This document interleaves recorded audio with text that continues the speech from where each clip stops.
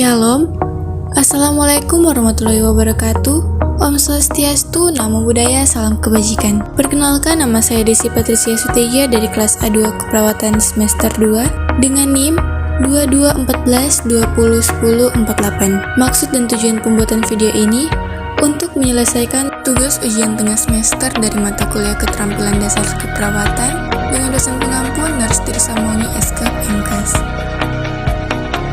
Topik yang akan saya bawakan yaitu SOP pemeriksaan fisik. Ada 7 topik utama. Yang pertama, konsep pemeriksaan fisik. 2. Teknik-teknik pemeriksaan fisik. 3. Tujuan pemeriksaan fisik. 4. Indikasi pemeriksaan fisik. 5. Manfaat pemeriksaan fisik. 6. SOP pemeriksaan fisik. Dan 7. Pemeriksaan head to toe. Materi yang pertama, konsep pemeriksaan fisik. Pemeriksaan fisik berasal dari kata physical examination yang artinya memeriksa tubuh. Jadi, pemeriksaan fisik merupakan pemeriksaan tubuh dengan atau tanpa alat untuk tujuan mendapat informasi atau data yang menggambarkan kondisi klien yang sesungguhnya.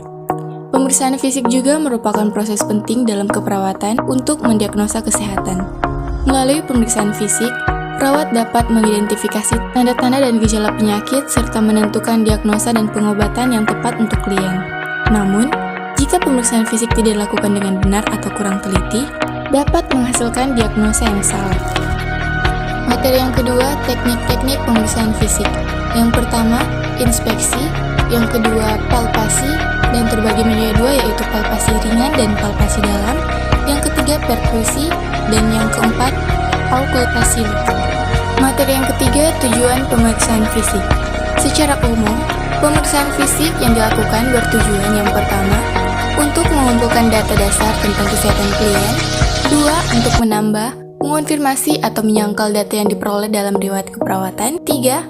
Untuk mengonfirmasi dan mengidentifikasi diagnosa keperawatan. 4. Untuk membuat penilaian klinis tentang perubahan status kesehatan klien dan penata laksanaan.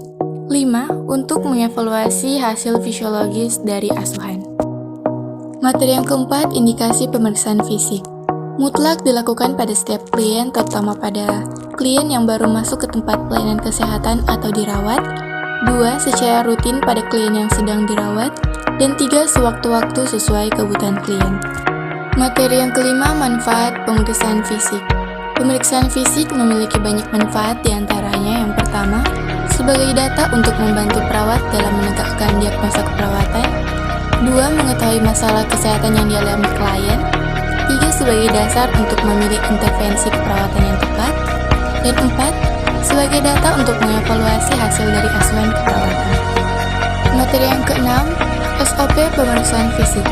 Pemeriksaan fisik adalah tindakan keperawatan untuk mengkaji bagian tubuh pasien guna memperoleh informasi atau data dari keadaan pasien secara komprehensif untuk menegakkan suatu diagnosa keperawatan. Dan materi yang ketujuh, pemeriksaan head to toe. Adapun prosedur tindakan dari pemeriksaan fisik secara head to toe, yaitu setiap tahap-tahap pemeriksaan fisik harus dilakukan secara urut dan menyeluruh dan dimulai dari bagian tubuh. Yang pertama, pemeriksaan kulit, rambut, dan kuku. 2. Kepala meliputi mata, hidung, telinga, dan mulut. 3. Leher meliputi posisi dan gerakan trachea. 4. Dada meliputi jantung dan paru-paru. 5. Abdomen meliputi pemeriksaan dangkal dan dalam. 6. Genitalia. 7. Kekuatan otot atau muskuloskeletal. Dan 8. Neurologi.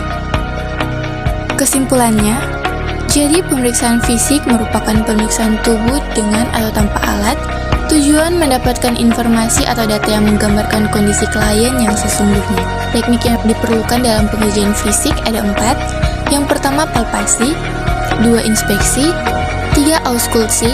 Dan 4. Perkusi. Indikasi juga mutlak dilakukan pada setiap klien, terutama pada klien yang baru masuk ke tempat pelayanan kesehatan untuk dirawat, secara rutin pada klien yang sedang dirawat, dan sewaktu-waktu sesuai kebutuhan klien. Pemeriksaan head to toe adalah pemeriksaan tubuh klien secara keseluruhan atau hanya bagian tertentu yang dianggap perlu untuk memperoleh data dan sistematis dan komprehensif, memastikan atau membuktikan hasil anamnesa, menentukan masalah dan merancang tindakan keperawatan yang tepat bagi klien. Pendekatan ini dilakukan mulai dari kepala dan secara beruntun sampai ke kaki.